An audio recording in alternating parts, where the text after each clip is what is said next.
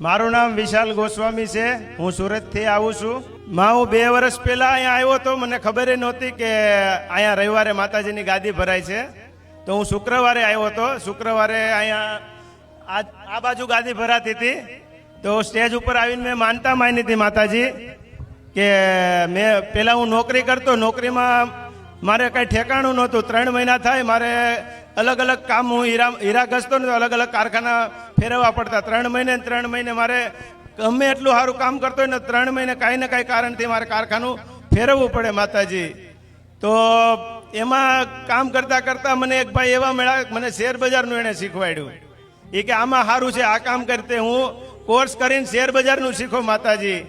તો મને એમ થયું કે એ ભાઈ રોજના થોડાક પૈસા કાઢીને બતાવતા કે જો આમાં આટલા પૈસા નીકળે છે. તો મને એમ થયું કે હીરામાં આટલા કામ કરવી તો રોજના આમાંથી 2000 નીકળી જાય. તો આપણે કોર્સ કરીને એ જ કામ કરાય ને. 2 મહિના 3 મહિના કોર્સ કર્યો, પૈસા ભરીને હું એ શીખો માતાજી. તો મારી પાસે પૈસા નહોતા માતાજી. તો મને ઓનલાઈન લોન મળતી હતી ને, તો મેં લોન લઈને મેં કીધું કે આપણે 2-4 મહિના તો હાલશે. પણ માતાજી એવું કાંઈ થયું નહીં. હતા એ બધા પૈસા વયા ગયા માતાજી. અને થોડાક સમય મેં એ લોનમાંથી બીજી લોન લીધી, એમાંથી કેટલી લોન લીધી માતાજી. પછી માતાજી કે હું નવરો 1 મહિનો આટા મારતો હતો ને, તો મને કુરિયરવાળાના ફોન આવતા હતા. એ કે તમે આવડું આ કરો માતાજી. એ કે આમાંથી મહિને 80,000 તમે કમાશો. કાંઈક મારે કામ કરવું હતું માતાજી. તો મેં વિશ્વાસ કર્યો એના ઉપર. તો હું ત્યાં મુંબઈ ગયો ને ફ્રેન્ચાઇઝ લીધી માતાજી. ન્યાય ઠગાઈ ગયો માતાજી. એને 1,25,000 આપ્યા ને, તો એમાં 1-2-3 મહિના બગડ્યા. એમ કરતા કરતા 15 લાખ રૂપિયા માથે થઈ ગયા માતાજી. પછી છે ને હું તમારા વિડીયો આવતા મારા મોબાઈલમાં, તો જે આ તમારું આવડું આ ગાદીનું સ્થાન છે ને ત્યાં ઉપર આવીને મેં માનતા માની હતી માતાજી. એવી મેં માનતા કરી હતી ને માતાજી, તો મારો પોતાનો ધંધો થઈ ગયો ને અત્યારે મારી પાસે 10 માણસો કામ કરે છે માતાજી.